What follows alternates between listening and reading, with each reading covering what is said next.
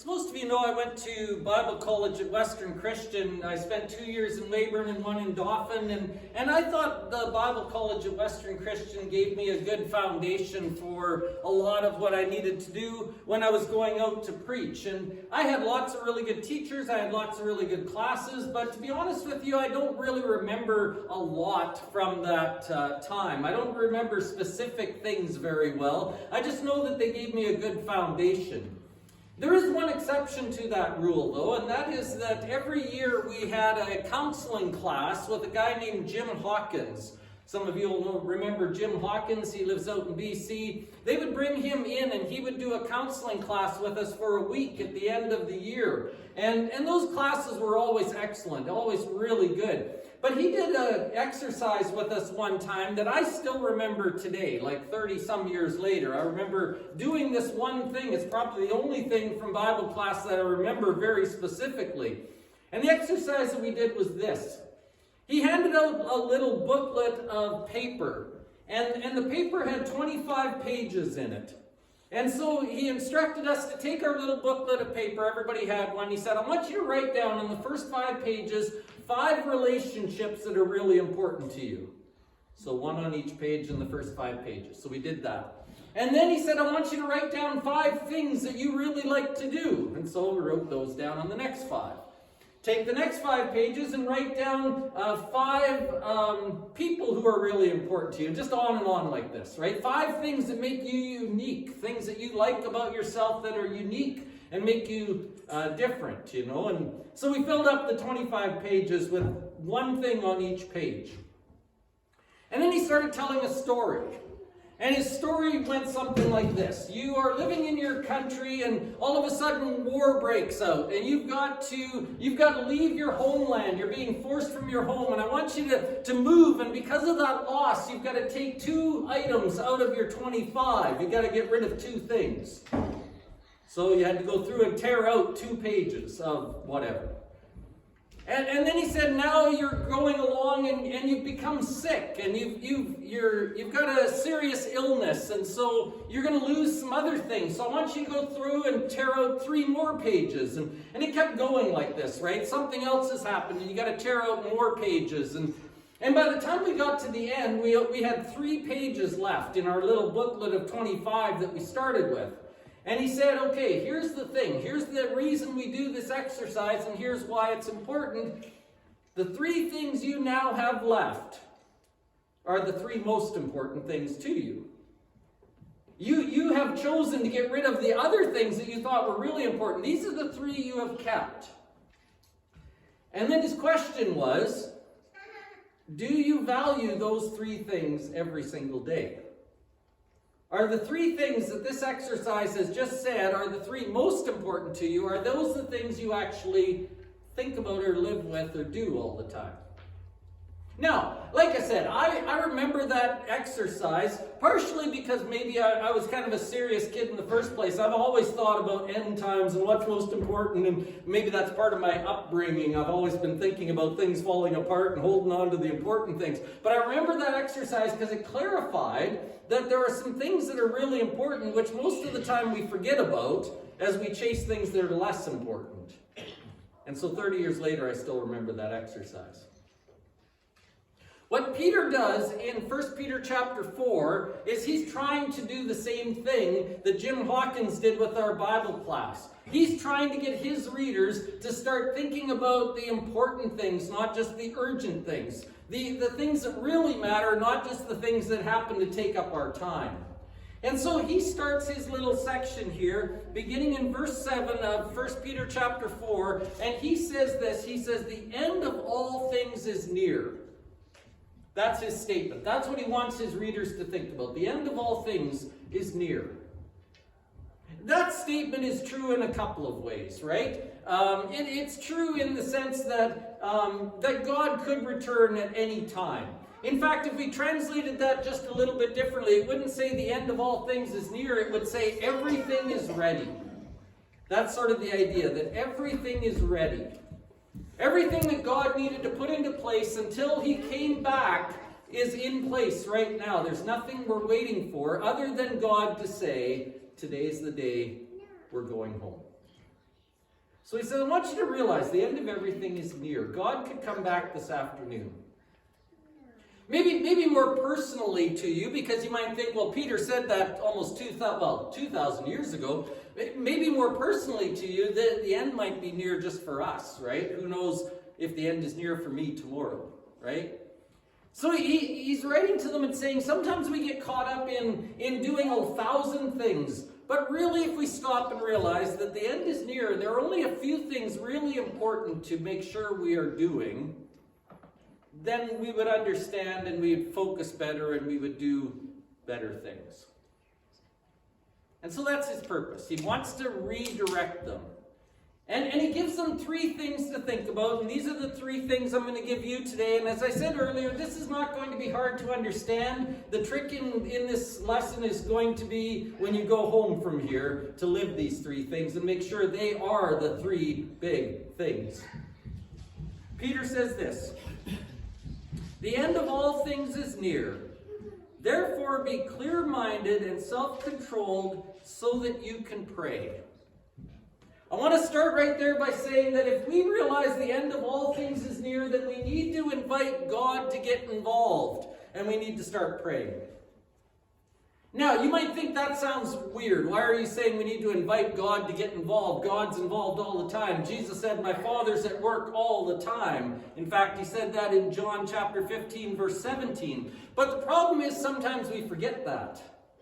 Sometimes we forget that God is at work, and God is arranging things, and God is looking after us, and God is walking with us, and God He knows where you're at and what you're going through. And sometimes we forget that. Sometimes I go on as if I'm in charge and as if I'm doing things, and I don't remember that Jesus told me to ask, and that Jesus told me to seek, and that Jesus told me to knock. And that if I asked, it would be given to me. If I sought, I would find it. If I knocked, the door would be open. I kind of forget that sometimes. By the way, if you're taking notes, that's Matthew 7:7, ask, seek, and knock. I sort of forget that sometimes. I act like I'm in charge of my life. And so I need to pray just to remember where my blessings come from. I need to pray just so that I tune into the things that are available to me. That I don't just struggle when God is asking me to just ask him and he would bless me. I mess that up all the time. And I think we've talked about that with prayer a lot. But there's something else about prayer that I don't think we talk about enough that I think we need to realize is important too. Maybe as important as asking for the things you want or requesting God's help or other things. This author I came across one time said this. He said, the trouble with nearly everyone who prays is that he says amen and runs away before God has a chance to reply. Listening to God is far more important than giving him your ideas. And when I read that, I thought, yeah, that's me. Here's how I pray most of the time. I'm like a guy who's driving his car and I'm lost. And I don't know where I'm supposed to be. Hello, sweetheart.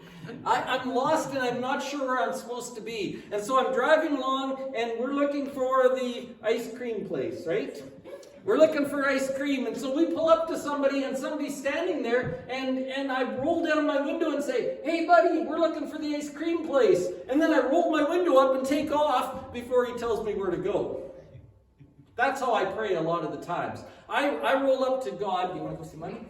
I roll up to God and I say, God, I need help with this, or I need help with that, or I need you to do this for me. And then I say amen and I charge off. And I never stop and wait. I don't listen. And then I come back the next day and I say, oh God, I need you to do this, this, and this for me. And then I don't wait. And I don't listen. And I don't think. But I think a big part of prayer, one of the things I need to understand if I'm actually going to live in the presence of God and in the presence of the idea that time is short, I not only need to give God my list of things I need fixed, or the things I want him to do, or the problems that I have. I don't need to just give him that list. I need to stop once in a while and listen.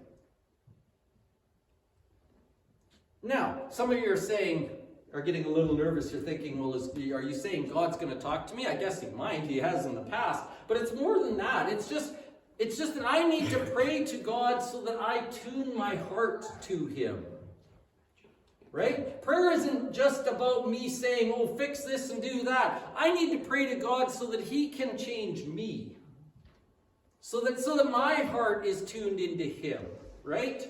So that I'm actually listening to what he wants. So that when I pray about something, I sit there and I can remember that God said, do not worry.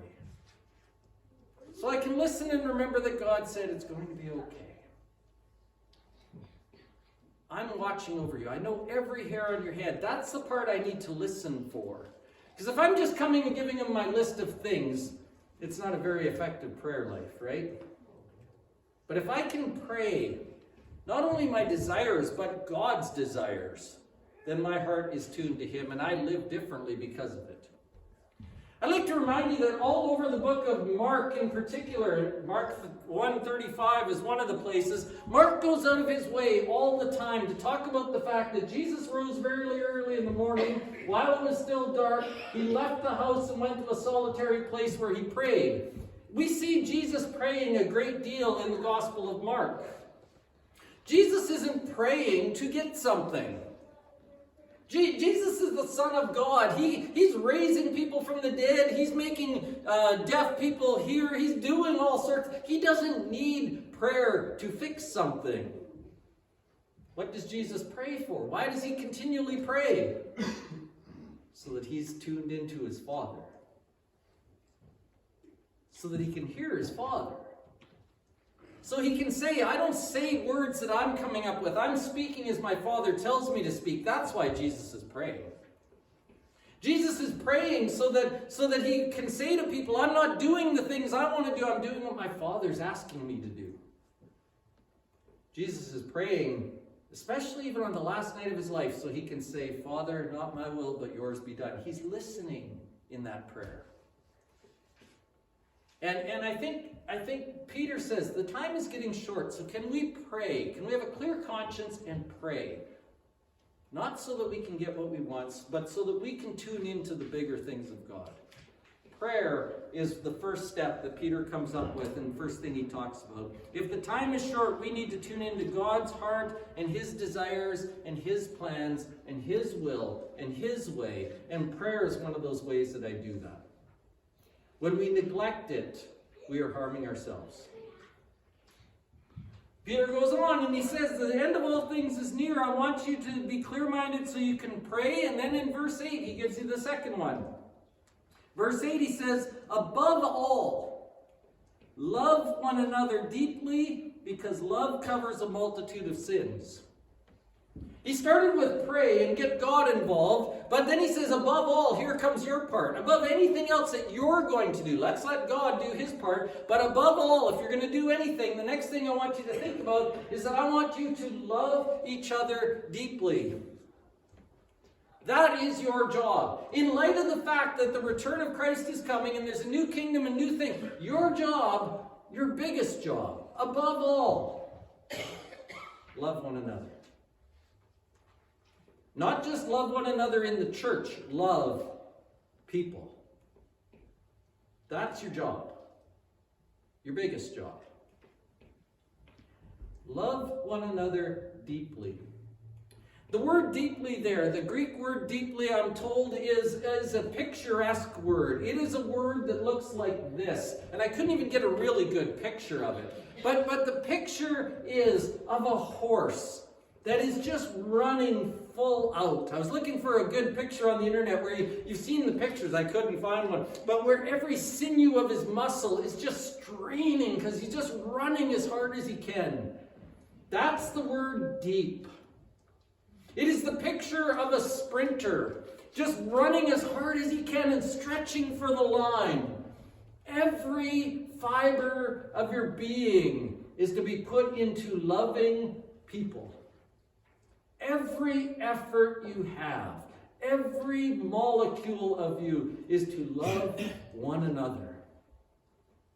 It's not a half-hearted thing. It's not something you do if you feel like it. It's not something you do if you like the other person. It is something you do with all your being. I'm going to just go out and love people. And he says you're going to do that because it covers a multitude of sins. What does that mean? It means that when we really, truly go out and love people, it changes things. It makes them better. It makes people better. It makes us better. It makes relationships better. Love fixes things. It doesn't fix the person, it fixes things. It fixes relationships. It helps us see them differently. If I were to sit here today and ask you to put out, send you around a piece of paper, everybody write down every fault you know about Tim. Everybody write down my faults. Every one of you could write down something. But the longest list, I'd probably have to give her more pages, would go to Sarah. Sarah knows more of my faults than anyone else in this entire room. She could fill pages and books and libraries. She could just keep going and going. But do you know who loves me more than anyone else in this room too? Sarah knows my faults. Sarah knows them better than you do, but she loves me more than you do too. And because she loves me, those faults don't matter as much. Because she loves me, those faults get better. I'm a better person because she's loved me for 30 years. Because she's fixed some of those things just by loving me. Love covers over those things. It doesn't amplify them. It says, oh, I know Tim does that once in a while, but I love him anyway. The church, that's our theme. That should be the sound of it. I know Tim's a bit of a knothead sometimes, but we love him so much.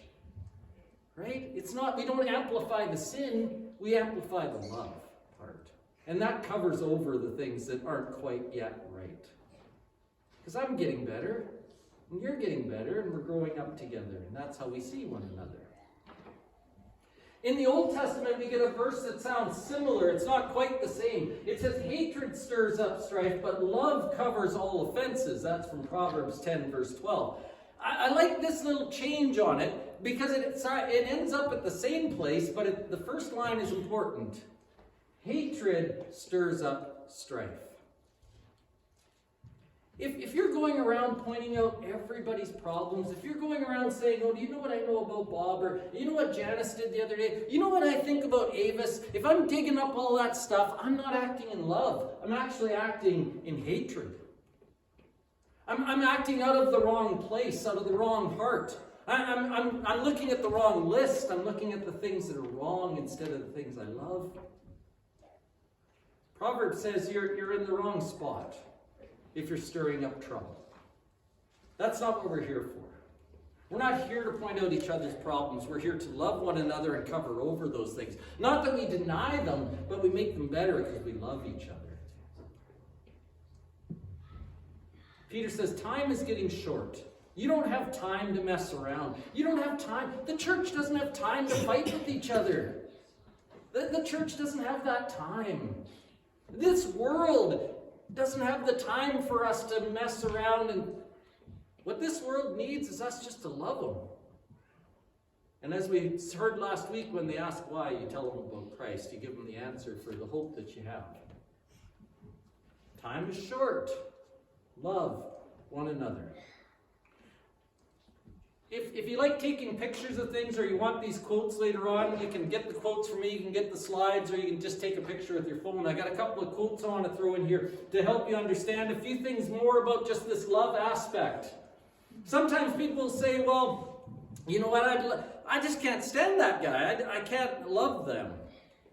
I saw one time this guy said, kindness is in our power even when fondness isn't. Isn't that true? Kindness is in our power. Even when I don't really see eye to eye with you, I can still be kind. There's still no need for me to be rude or ignorant. There's still no need for me to emphasize the differences. I can still be kind, even if I don't see eye to eye with you. Someone else one time said the art of love is largely the art of perseverance. Isn't that right? If you've been in a congregation of people, you know that's true. If you've been married or in a long-time friendship, you know that's true. You can blow it apart if you wanted to, or you can just persist. I'm going to just keep loving you. The art of love is typically just the art of persistence. And I like this last one too, just a quick reminder that the person rowing the boat seldom has time to rock it. Right? I think that happens in churches too often too. We get little church squabbles going on, and it's a lack of love. It's not usually it's not about it's really not about how we see things in Scripture. It's really not about some theological dispute. It's really the base problem is I just don't love you enough. I don't love you enough to hear you. I don't love you enough to work it out. I want to fight with you because I don't love you enough. And I think too many churches are right there. Peter says, time is short. You better love each other. Those first two are pretty obvious. Maybe you might, if you were making your list of 3 things you would say, Peter might say, you might find those things on your list. The last one to me wouldn't have made my list. The last one I don't think would make any of your lists, but I think it's probably the most important one because it wouldn't make our lists. Here's the last thing Peter says in this little paragraph. He says, love one another, because it covers a multitude of sins. Verse 9. Offer hospitality to one another without grumbling. Each of you should use whatever gift he has received to serve others, faithfully administering God's grace in its various forms. If anyone speaks, he should do it as one speaking the very words of God.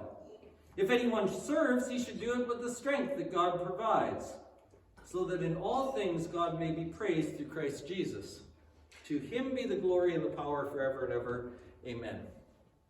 He says, offer hospitality. If your gift is speaking, do that. Whatever gift God has given you, use it for someone else. That doesn't sound so strange. In fact, he says, use your gifts to serve one another. Time is short. Use your gifts to serve one another. Again, that doesn't sound so strange. That might have made your list. But there's one little phrase in there that caught my attention that I don't know would have made our list, but I think it's important. Offer hospitality how? Without grumbling. Serve one another without grumbling. Can I expand on that just a hair, just a tiny little bit? Serve one another and stop talking about it. Can we do that? Can we serve one another and keep our mouths shut about it? Here's the thing, when I'm serving people, it's really, really tempting for me to tell everybody about it. I went and carried all those bags for the clothing exchange the other day, and my back hurts, and I'm just waiting for someone to pat me on the back. Oh, Tim, you're such a good guy. I have people come into my office and say, I took so-and-so out for lunch the other day. Cost me $32. Now, not that the money matters. Well, then why did you mention it? Of course it matters. You want me to know how much you sacrificed to take somebody out for lunch. Can you just say, I had a beautiful lunch the other day with Megan. Megan and I went out for lunch the other day and it was great. Can you shut up about how much it cost you? Someone else tells me, oh, this guy's calling me all the time. He's so lonely. He just keeps calling me all the time. Can you just say, can you pray for so-and-so? He seems kind of lonely. And just leave yourself out of it. Peter says, offer hospitality and stop grumbling about it. You just do your nice thing and keep it to yourself. Can I tell you something real quickly? Dennis told me the other day someone gave a donation to him, and I actually had this happen 6 months ago at the camp. Somebody gave me a donation, someone gave Dennis a donation, and said, do not tell anyone where this came from. Amen, brother and sister. That is beautiful. I love that. Don't tell anyone. Lovely. Because you'll remember, Jesus said, don't tell anyone. Jesus said if you're going to go and pray, don't do it on the street corner and trumpet it to be praised by men. Go to your closet and pray where God in secret sees you praying. In secret. If you're fasting, don't make yourself all disheveled so everybody says, well, what is going on with you? And then you can talk about how pious you are because you're fasting. Clean yourself up, go and fast and do it in secret. And the Lord who sees what you've done in secret will reward you in secret. Right? When you give your alms to the poor, don't trumpet it to everybody. When you're giving something to someone, don't say it cost me $32 to have lunch with them. You've received your reward already. You've got a pat on the back from somebody. But the Lord who blesses you in secret is just going to say, well, you blew it. You didn't do it right. You messed it up. It's wrong. By the way, Matthew 6 verses 4, verse 6, and verse 18, if you're looking for the do it quietly things from Jesus. By the way, in there, secret shows up in those 3 verses 3 times. Do it in secret. Stop talking about it. Stop grumbling about it for sure, but stop bragging about it too. Preacher from down south, a guy named Rick Ashley, one time said, if we do the right thing in order to be noticed and applauded, then we didn't do the right thing right. Right? If we do the right thing in order to be noticed and applauded, we didn't do the right thing right. If you're looking for a spotlight, you've done it wrong, even if you did the right thing. Can we just let God see it? Leave it between him and you and see if he blesses you because of that. See what happens if that happens. Because again, our whining wrecks it, right? When Sarah went back to work this last year, she had to go full-time, right? She used to work part-time. She had to get a full-time job that paid less to make the same money. So all of us agreed that we would help, right? We'll help around home more because you're having to do stuff, right? You're having to work more days. So we can pitch in around home more.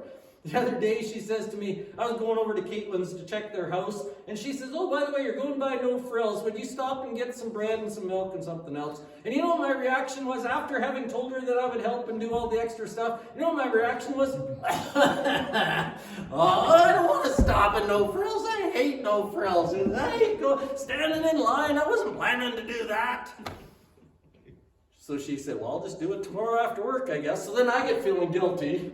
Oh, fine, I'll stop at No Frills. What did you want? So I go through and I pick up the stuff and I bring it home and she's not that impressed, right? Oh, big deal, you went to No Frills. By the way, guess how much time it cost me to be in No Frills? Guess how long it took me to go do that little errand? 3 minutes. 3 minutes. What happens if Sarah says, hey, can you get some milk on the way over to Caitlin's? I say, yep. It's a different thing than if I go, why are you making me stop at No Frill, right? Why do I have to grumble about it? I already agreed to help, and it's for both of us, not just her. I drink milk too. Why am I ruining a nice thing by grumbling about it? But I do. It ruins it. I could have just helped and been kind, but I ruined it by grumbling about it. Peter says, it's really nice to do something. It's really better if you can just leave it between you and God. You don't have to talk about it. You don't have to tell anyone. You don't have to brag. You don't have to say anything. Just leave it. It's not going to be missed. God will see it. It'll be fine. Peter says, time is short, so could we pray and get our hearts tuned into God? Could we just go love people and see what God does through that when we love people? Could we see what happens there? And can we do all of this without grumbling and complaining and talking about it? I always tell you that every sermon has to have a so what. Why would you bother doing these things? Well, Peter supplies it here. He says, if we could do these things, he says in verse 11, he says, if we could do all of these things, then God would be praised through Jesus Christ. And to him there would be glory and power forever and ever. This is the way God's people glorify God. This is what makes us look like his people. That we are praying and have a heart like his. That we love other people and that we just do it. quietly. If we did that, we would glorify God, which is our whole point in being here. Other people would want to know about that God. This is the way we serve, and this is the people we're supposed to be. In the end, Peter's trying to remind them that the direction of our life matters. It's not that you're earning anything. You're not earning salvation by doing these things, but it talks about the direction of your life. What is most important? What are those 3 things left when your booklet is done? What are those 3 things that you're holding on to that say, these are really important to me? Jesus encouraged us to seek first the kingdom and his righteousness, and everything else you need will be added unto you. If you seek the right things, everything else will fall into place. Brothers and sisters, a simple reminder to those of you who've been doing it for years and years already, don't give up. Keep seeking the right things. Keep making the big things the big things. Keep your priorities straight. Time is short. Can we use it well? Let's remember the Lord who died for us and gave us the opportunity to share his love and his message and his hope and his joy and the good things that we have to share. We're going to remember the table at this time. If you didn't pick up your communion stuff, it's on the table out there. Please jump up and grab it if you need it. We're going to spend a few moments thinking about the cross and the resurrection and the hope that we have.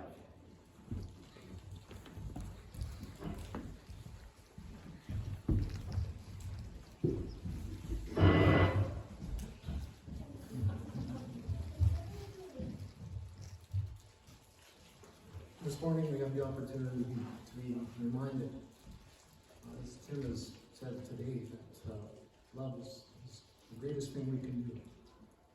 And this morning we are here to be reminded that God loved us so much.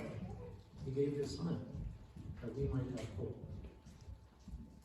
So as we partake this morning, I would like to read a portion of the scriptures that gives us the assurance of what Jesus has done for us.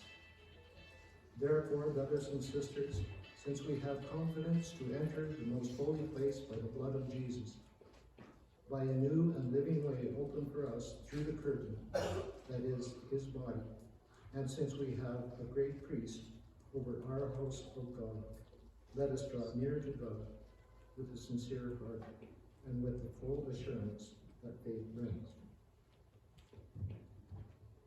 With thanks to the Lord. Father in heaven, we are so thankful for this loaf, because it reminds us of the body that hung on that cruel cross for us. We pray that we will do this in a manner that is pleasing to you, for we offer this prayer in Jesus' name. Amen.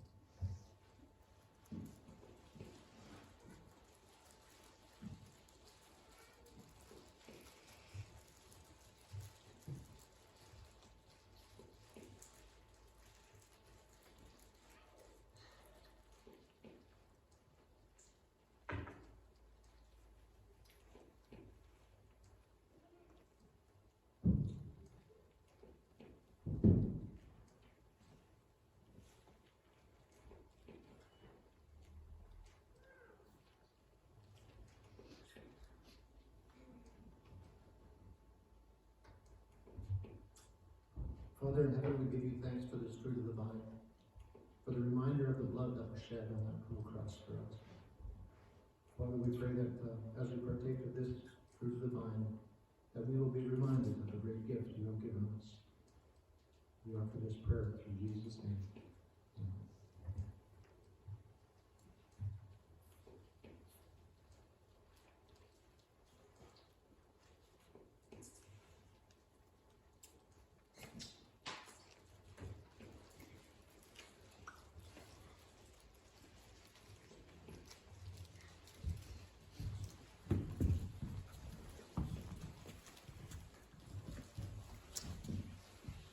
As you go into the week, you're going to have lots of responsibilities to take care of. There's lots of things in this world that we need to be responsible for. But as we go, may we not just live for those things and forget about the most important things. May we live with the big things in mind. May we be people of prayer, people of love, and people who serve without needing a pat on the back? Can we do those things and look forward to the kingdom that is coming? Thanks for watching on video. We'll see you next week.